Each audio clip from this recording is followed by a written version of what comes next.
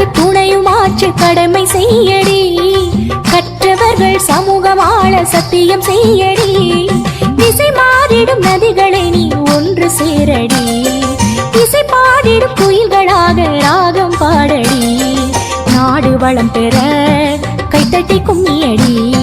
மனிதம் மலர்ந்திட